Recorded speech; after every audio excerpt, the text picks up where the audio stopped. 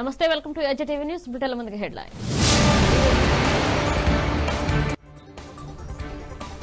నేటి నుంచి సీఎం జగన్ జిల్లాల పర్యటన, పలు అభివృద్ధి పనులకు శంకుస్థాపనలు, ప్రారంభోత్సవాలు చేయనున్న సీఎం.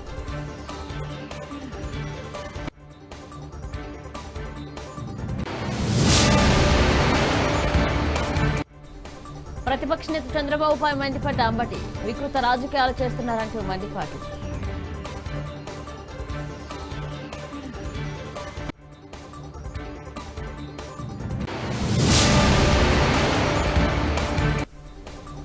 చలిపులికి వణుకుతున్న తెలుగు రాష్ట్రాలు, పలు నగరాలలో 50 ఏళ్ల తర్వాత 13 డిగ్రీల కనిష్ట ఉష్ణోగ్రత నమోదు.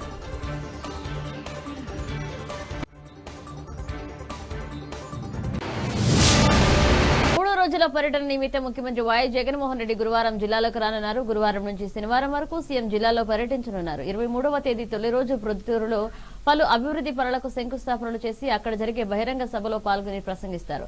ఆ తర్వాత బద్వేలుకు వెళ్లి అక్కడ నూతన ఆర్డీఓ కార్యాలయం ఏర్పాటుకు శంకుస్థాపన చేస్తారు. అనంతరం గోపవరం వద్ద సెంచరీ ఫైల్డ్ వుడ్ పరిశ్రమకు శంకుస్థాపన చేస్తారు. ఆ తర్వాత కమలాపురం నియోజకవర్గంలోని కొప్పర్తికి చేరుకుని అక్కడ పలు పరిశ్రమలకు శంకుస్థాపన చేస్తారు. 24న రెండవ రోజు ఇడుపులపాయ, పులివెందల్లో జరిగే పలు కార్యక్రమాల్లో పాల్గొంటారు. ఈ సందర్భంగా ఇడుపులపాయలోని వైఎస్ఆర్ ఘాట్ వద్ద నివాళులర్పించే ప్రత్యేక ప్రార్థనలో పాల్గొంటారు. అనంతరం పులివెందల్లో పలు అభివృద్ధి పనులకు శంకుస్థాపనతో పాటు పూర్తయిన పలు అభివృద్ధి పనులను ప్రారంభిస్తారు. ఈ నెల 25న 3వ రోజు కుటుంబ సభ్యులతో కలిసి క్రిస్మస్ ప్రార్థనలో పాల్గొంటారు. మధ్యాహ్నం తర్వాత కడప ఎయిర్పోర్ట్ నుంచి గన్నవరం బయలుదేరి వెళ్తారు.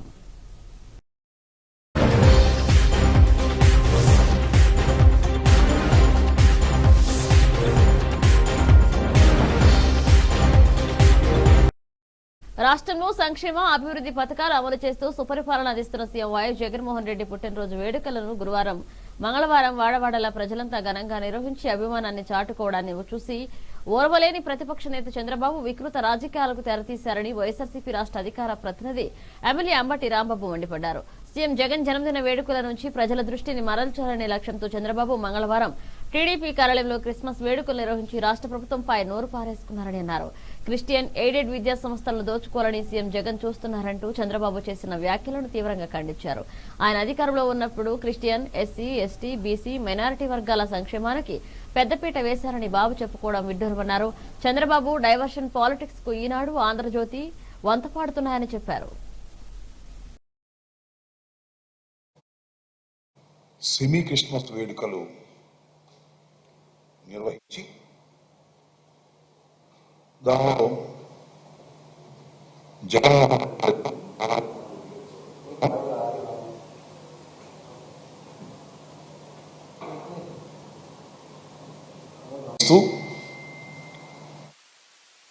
జగన్మోహన్ రెడ్డి గారిని, జగన్మోహన్ రెడ్డి గారి ప్రభుత్వాన్ని ఇష్టం వచ్చినట్టుగా విమర్శ చేసే ప్రయత్నం చేశారు. నిన్నటి రోజున ముఖ్యమంత్రి జగన్మోహన్ రెడ్డి గారి పుట్టినరోజు కూడా రాష్ట్ర వ్యాప్తంగా ఘనంగా నిర్వహించారు. దాన్ని డైవర్ట్ చేయాలనేటువంటి ఉద్దేశంతో అనుకుంటాను చంద్రబాబు నాయుడు గారు ఆఫీసులో క్రిస్మస్ వేడుకలు నిర్వహిస్తున్నామని చెప్పి ఆ క్రిస్మస్ వేడుకల్లో జగన్మోహన్ రెడ్డి గారిని, జగన్మోహన్ రెడ్డి గారి ప్రభుత్వాన్ని ఇష్టం వచ్చినట్టుగా విమర్శలు చేశారు. క్రైస్తవ విద్యా సంస్థల మీద జగన్మోహన్ రెడ్డి గారి కన్ను పడిందని, వాటిని దోచేయడానికి జగన్మోహన్ రెడ్డి గారు ప్రయత్నం చేస్తున్నాడని డైవర్షన్ పాలిటిక్స్ని ప్రవేశపెట్టే ప్రయత్నం చేశారు. చివరికి ఈనాడు, ఆంధ్రజ్యోతి, ఎల్లో మీడియాలు కూడా దీని నుంచి డైవర్ట్ చేయాలి జగన్మోహన్ రెడ్డి గారి పుట్టినరోజు నుంచి అనేటువంటి తాపత్రయం కనిపించింది. బహుశా చంద్రబాబు నాయుడు గారికి 49 సంవత్సరాల వయసులో ఈ రాష్ట్రానికి ముఖ్యమంత్రి చక్కని పరిపాలన అందిస్తున్న జగన్మోహన్ రెడ్డి గారిని చూసి వేరే గుర్తొచ్చుంటుంది. తన కుమారుడు ప్రయోజకుడు కాలేకపోతున్నాడని, కనీసం శాసనసభ్యుడిగా కూడా గెలవలేకపోతున్నాడనే ఈర్ష్యతో తన ఇష్టం వచ్చినట్టుగా ఆయన మాట్లాడే ప్రయత్నం చేసినట్టుగా అనిపిస్తూ ఉన్నది. క్రిస్టియన్ సంస్థలను ఏదో చేయాలనేటువంటి ప్రయత్నం జగన్మోహన్ రెడ్డి గారు చేస్తున్నాడనేటువంటి మాట ఆయన పుట్టినరోజు సందర్భాన్ని పురస్కరించుకొని చంద్రబాబు నాయుడు గారు విమర్శ చేయటం చాలా బాధాకరమైనటువంటి అంశం. మతాన్ని కూడా ఇష్టం వచ్చినట్టుగా మాట్లాడారు. జగన్మోహన్ రెడ్డి గారు పుట్టినరోజు ఘనంగా జరుపుకోవాలను, లేదా ఆయన దాన్ని గొప్పగా చేయాలనో సింపుల్గా ఉండేటటువంటి మనస్తత్వం కలిగిన వ్యక్తే కానీ ఆయన ఉండాలనుకునే వ్యక్తి కూడా కాదు. కానీ ప్రజలు ఆ రకమైన సంక్షేమ కార్యక్రమాలు అందిస్తున్నటువంటి తరుణంలో జగన్మోహన్ రెడ్డి గారిని మెచ్చుకుంటూ అనేకమైన కార్యక్రమాలు చేసేటటువంటి ప్రయత్నం చేశారు. అలాగే చంద్రబాబు నాయుడు గారు తాను ముఖ్యమంత్రిగా ఉన్నప్పుడు రాష్ట్ర వ్యాప్తంగా చలి తీవ్రత పెరిగింది. గ్రామాలు, నగరాలు గజగజ వణుకుతున్నాయి. విజయవాడ నగరంలో చలిపులి పంజా విసురుతోంది. మునుపెన్నడూ లేని విధంగా నగరంలో కొద్ది రోజులుగా కనిష్ట ఉష్ణోగ్రతలు నమోదవుతున్నాయి. విజయవాడలో బుధవారం తెల్లవారుజామున 13 డిగ్రీల కనిష్ట ఉష్ణోగ్రత నమోదైంది. 50 ఏళ్ల తరువాత విజయవాడలో నమోదైన అత్యంత కనిష్ట ఉష్ణోగ్రత ఇదేనని వాతావరణ శాఖ చెబుతోంది. ఈ నెల 14వ తేదీ నుంచి నగరంలో 13 డిగ్రీల కనిష్ట ఉష్ణోగ్రత నమోదవుతుంది. 10 రోజులుగా విశాఖ, తిరుపతి నగరాల కంటే విజయవాడలోనే ఎక్కువ చలి వాతావరణం ఉంటుంది.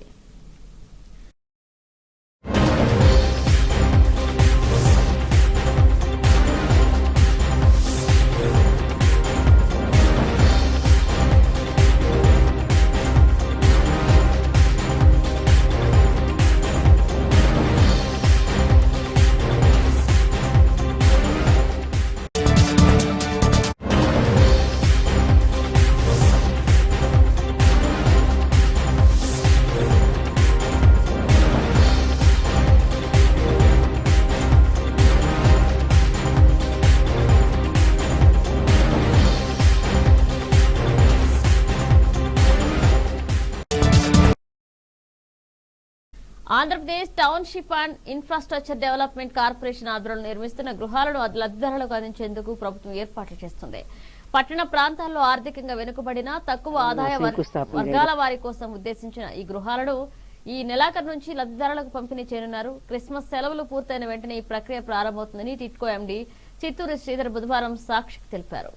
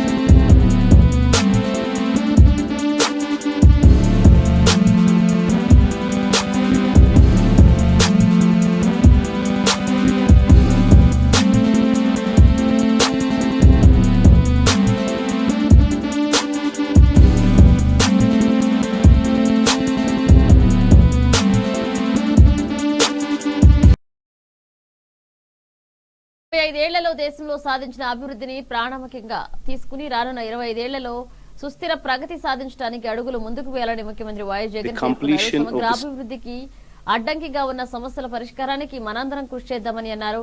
75 ఏళ్ల స్వాతంత్ర ఉత్సవాల సందర్భంగా ఆజాదీ కా అమృత్ మహోత్సవంలో భాగంగా ఏర్పాటైన జాతీయ కమిటీ 2వ సమావేశంలో ఢిల్లీ నుంచి ప్రధాని మోదీ నిర్వహించిన వీడియో కాన్ఫరెన్స్ లో తన క్యాంప్ కార్యాలయం నుంచి ముఖ్యమంత్రి జగన్ ప్రసంగించారు. One of the laudable initiatives under the visionary leadership of the Honorable Prime Minister to celebrate and commemorate the completion of the 75 years of independence. This Mahotsav has rightly provided an occasion to rejoice the nation's glorious past, its cultural, social, economic, and scientific achievements made during the admirable 75 years, and also to reaffirm our commitment to the nation's progress going forward 25 years into the future. We look at the selfless spirit of the freedom fighters with humility and pride. On this occasion, we honor and salute them. I had the privilege of felicitating the freedom fighters from our state of Andhra Pradesh. At the commencement of Azadi Ka Amrit Mahotsav, while commemorating our freedom fighters, I was immensely pleased to visit and pay my respects to Srimati Sita Mahalakshmi, the daughter of late Sri Pingali Venkaya, at her native place. Sri Pingali Venkaya, one of the freedom fighters, was also the designer of the national tricolor flag. The place where Sri Pingali Venkaya Garu presented the tricolor flag to Mahatma Gandhi in 1921 is in Vijayawada, and it now houses archaeological museum named Bapu Museum.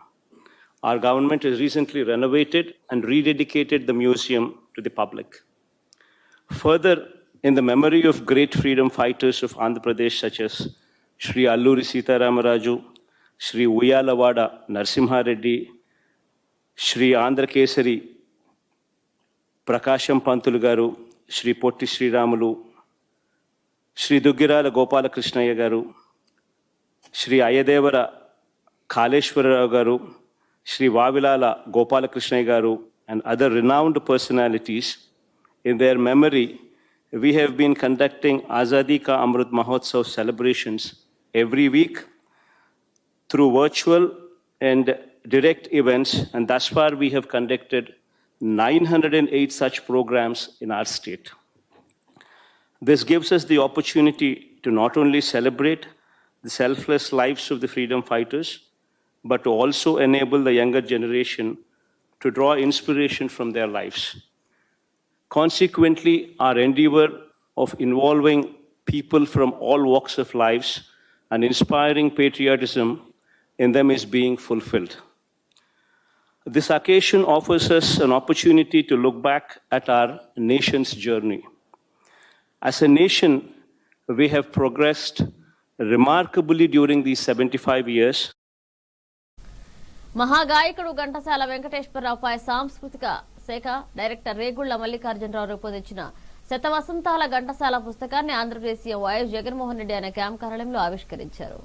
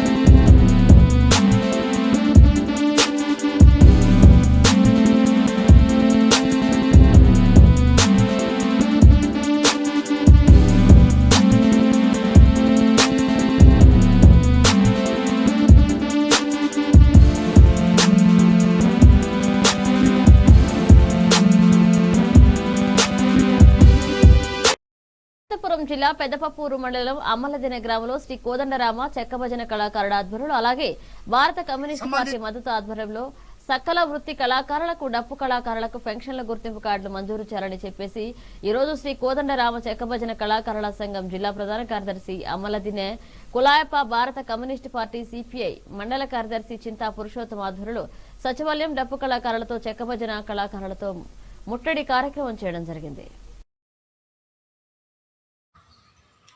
సంబంధించి హక్కులు ఎన్నో ఏండ్లుగా ఈ డప్పు కొట్టడం అనేది వృత్తిగా జీవనాధారంగా కొనసాగిస్తున్న మాకు ఎన్ని ప్రభుత్వాలు వచ్చినా ఎన్ని ప్రభుత్వాలు మారినా ఎంత రాజకీయ నాయకులు వచ్చినా కళాకారులకు ఏమి తెచ్చింది లేదు.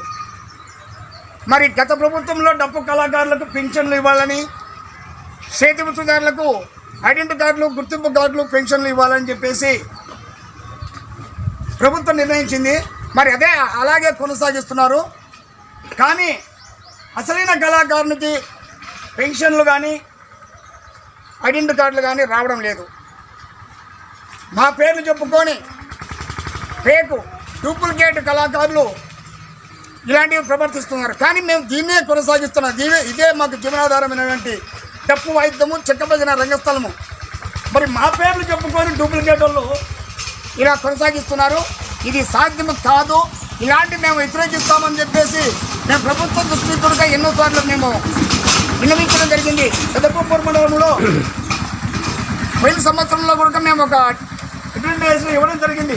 భారత కమ్యూనిస్ట్ పార్టీ ఆధ్వర్యంలో డూప్లికేట్ కళాకారులు అని చెప్పుకొని మా పేర్లు చెప్పుకొని మీకోసం మీ దగ్గరకు వచ్చి సంతకాల కోసం వస్తే మేడం గారు మీరు ఇవ్వద్దని చెప్పడం జరిగింది. మరి కరోనాలో నష్టపోయిన కళాకారులకు 25,000 రూపాయలు నష్టపరిహారం ఇవ్వాలని చెప్పేసి ప్రభుత్వానికి కూడా డిమాండ్ చేయడం జరిగింది. కలెక్టర్ ఆఫీసర్ కాడ నిరాదీక్ష కళాకారుల కన్నీటి దీక్ష అని కూడా ఒక కార్యక్రమం చేయడం జరిగింది. మరి పోయిన నెలలో నవంబర్ 28వ తారీఖున మరి సకల కళాకారులను కలుపుకొని టవర్ క్లాక్ నుంచి లలిత కళా పరిషత్ వరకు చెక్క భజన కళాకారులు, రంగస్థల కళాకారులు, డప్పు కళాకారులు అందరూ కలిసి దాదాపు 200 మంది కళాకారులతో ర్యాలీతో వెళ్ళి అక్కడ లలిత కళా పరిషత్లో మా యొక్క చెక్క భజన కళారూపాన్ని ప్రదర్శించడం జరిగింది. అక్కడికి మరి కలెక్టర్ గారు రావడము, డిపిఆర్ఓ గారు రావడము, మా కళా పద్ధతులు చూసి మమ్మల్ని కళాకారులుగా గుర్తించి మాకు ఈ ఐడెంటిటీ కార్డులు, గుర్తింపు కార్డులు, పెన్షన్లు మంజూరు చేయడం జరిగింది. కానీ కొంతమంది స్వార్థపరులు, రాజకీయ నాయకులు ఒత్తులకు వాళ్ళకు తొత్తుగా మారి మా పేర్లు చెప్పుకొని మేము కళాకారులము, మేము వృత్తి కళాకారులము, మేమే ఉండేదని చెప్పేసి పేరుగా తయారై మాకు రావాల్సిన హక్కులను, మాకు రావాల్సిన పెన్షన్లు ఏ విధంగా రాకుండా చేస్తున్నారు. ఇలాంటివి తీవ్రంగా వ్యతిరేకిస్తామని చెప్పి మేము అమ్మల్దిన్న పంచాయతీ కార్యదర్శి గారికి వినతి పత్రం ఇవ్వడం జరుగుతుంది. సంబంధించి హక్కులు ఎన్నో ఏండ్లుగా ఈ డప్పు కొట్టడం అనేది వృత్తిగా జీవనాధారంగా కొనసాగిస్తున్న మాకు ఎన్ని ప్రభుత్వాలు వచ్చినా, ఎన్ని ప్రభుత్వాలు మారినా, ఎంత రాజకీయ నాయకులు వచ్చినా కళాకారులకు ఏమీ తెచ్చింది లేదు. మరి గత ప్రభుత్వంలో డప్పు కళాకారులకు పెన్షన్లు ఇవ్వాలని, చేతి వృత్తిదారులకు ఐడెంటిటీ కార్డులు, గుర్తింపు కార్డులు, పెన్షన్లు ఇవ్వాలని చెప్పేసి ప్రభుత్వం నిర్ణయించింది. మరి అదే అలాగే కొనసాగిస్తున్నారు. కానీ అసలైన కళాకారునికి పెన్షన్లు కానీ ఐడెంటిటీ కార్డులు కానీ రావడం లేదు. మా పేర్లు చెప్పుకొని ఫేకు డూప్లికేట్ కళాకారులు ఇలాంటివి ప్రవర్తిస్తున్నారు. కానీ మేము దీన్నే కొనసాగిస్తున్నాం. ఇదే మాకు జీవనాధారమైనటువంటి డప్పు వాయిద్యము, చెక్క భజన రంగస్థలము. మరి మా పేర్లు చెప్పుకొని డూప్లికేట్ వాళ్ళు ఇలా కొనసాగిస్తున్నారు. ఇది సాధ్యం కాదు. ఇలాంటి మేము వ్యతిరేకిస్తున్నాం.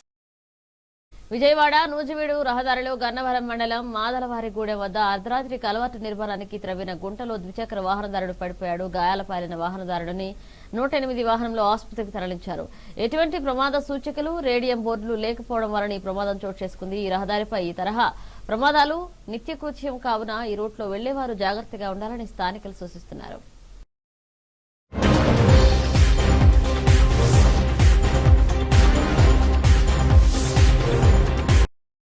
జిల్లా ఉన్నతాధికారుల ఆదేశాల మేరకు బుధవారం నూజివీడు పట్టణంలో గల సినిమా థియేటర్లను అధికారులు ఆకస్మికంగా తనిఖీ చేశారు. ఈ సందర్భంగా ప్రభుత్వ నియమ నిబంధనల మేరకు సినిమా హాల్లో నడుస్తున్న తీరుతనను పరిశీలించారు. నూజివీడు సిఐ వీరయ్య గౌడ్, నూజివీడు రెవెన్యూ అధికారులు, పట్టణ ఎస్ఐ తలారి రామకృష్ణ తదితరులు పాల్గొన్నారు.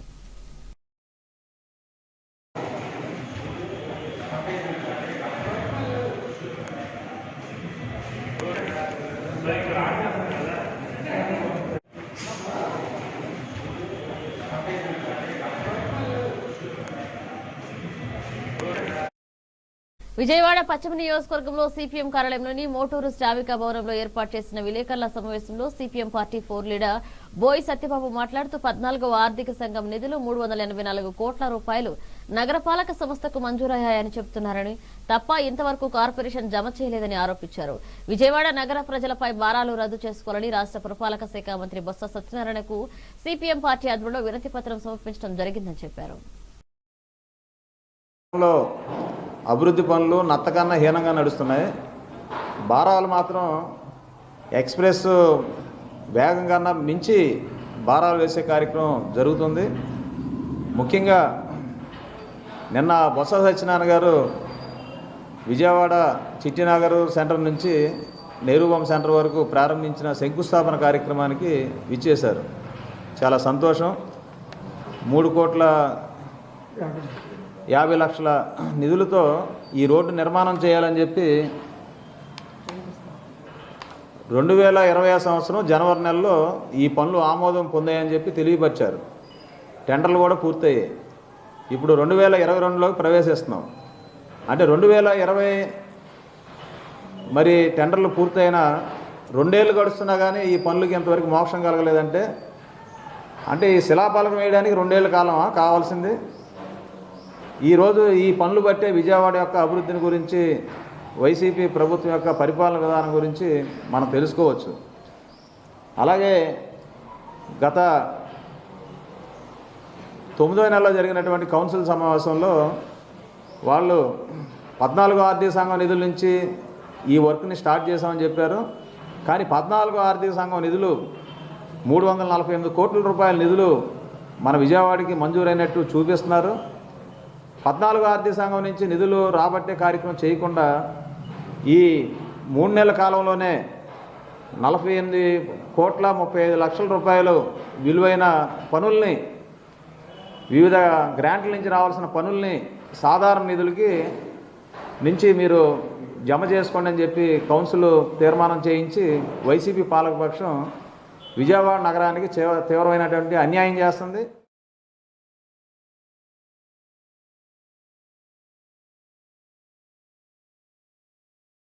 కృష్ణా జిల్లా మచిలీపట్నంలోని రేవతి థియేటర్ విజయవాడ నగరంలో టికెట్ అమ్ముకోవడం సందర్భాలు ఉన్నాయా? ఉంటే ఏం చేస్తారు?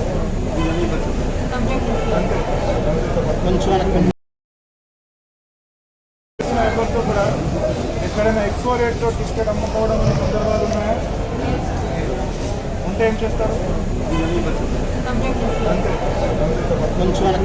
ఎవరితో కూడా ఎక్కడైనా ఎక్కువ రేట్తో టికెట్ అమ్ముకోవడం సందర్భాలు ఉన్నాయా? ఉంటే ఏం చేస్తారు? ఇవి bulletin updates. Keep watching AJ TV.